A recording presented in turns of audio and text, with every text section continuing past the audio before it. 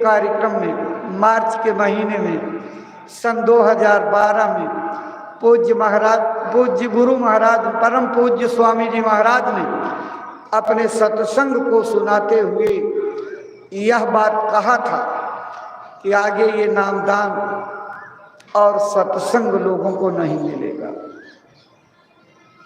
जो लोग उसमें उपस्थित रहे होंगे याद होगा, और नहीं याद हो तो याद कर लीजिए। गुरु महाराज ने पूछा कितने लोग नामदान वाले हो? थोड़े लोगों ने हाथ उठाया, कहा हाथ नीचे करो।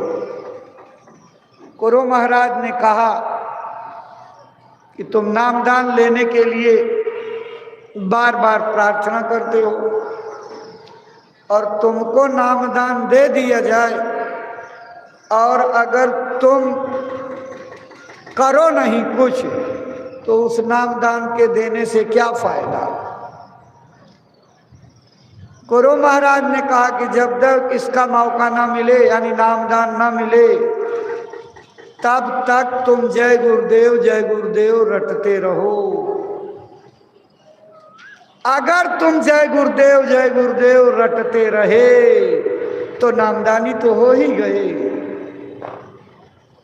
और भजन पर बैठा करके वहीं मंच पर लेट गए, और जब उठे आंख कान खुलवाई तो गुरु महाराज ने यही शब्द कहे थे, अच्छा चलो आखिरी बार चलते चलाते दे देते हैं। गुरु महाराज पहले के सत्संगों में कई बार ये बात कह गए। कलयुग में संतों ने उस मालिक से मिलने का रास्ता बहुत आसान कर दिया और बहुत मेहनत करके लाखों लाख जीवों को घर पहुंचा दिया। जीवों की कमजोर स्थिति है, महात्मा तुम्हें तारने आते हैं, लेकिन तुम मोह को, यहाँ की इच्छाओं को त्याग नहीं पाते हो और वशीभूत होकर के अपने लक्ष्य को नहीं प्राप्त कर पाते हो। जीवों की कमजोर दशा को देखते हुए उस मालिक की और दया होने वाली है, वो मौज करने वाला है, इस रास्ते को और आसान कर देना चाहता है और भविष्य में आसान कर दिया जाएगा। यही पूज्य महाराज जी के नामदान को सरल करने का आधार है। जब पूज्य महाराज जी को गाड़ी पर बैठा करके अकेले संगत की सब गुणों को सिखा रहे थे, 24-24 घंटे 36-36 घंटे एक निष्ठ गाड़ियों से घूम करके केवल यही पाठ पढ़ाते थे कि संगत कैसे चलती है, संगत का क्या परिचय है, संगत में क्या करना है। उसी समय आदेश दे गए थे कि मेरे नामदान को इस तरह से सरल करके बताना।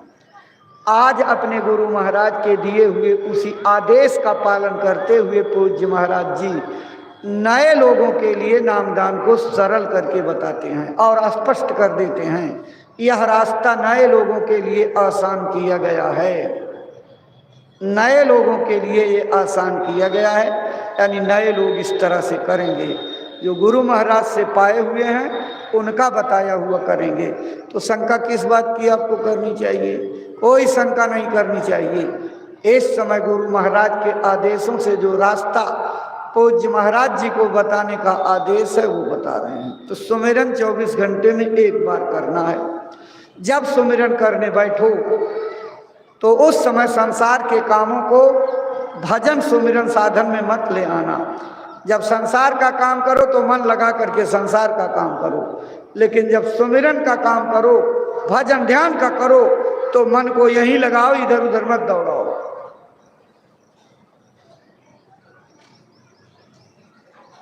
आपकी जीभ हिलनी नहीं चाहिए, ओठ खुलना नहीं चाहिए, जबान से किसी शब्द और अक्षर का उच्चारण नहीं होना चाहिए। सुमिरन करते समय आपका ध्यान माला और अंगुली और माला के मनकों पर नहीं जाना चाहिए। आपका ध्यान सामने गुरु की छवि को उतार करके उसी पर टिकाइए और एक एक माला करते जाइए जैसा महाराज जी ने बताया है। जय गुरुदेव नाम की 8 मालाएं नए लोगों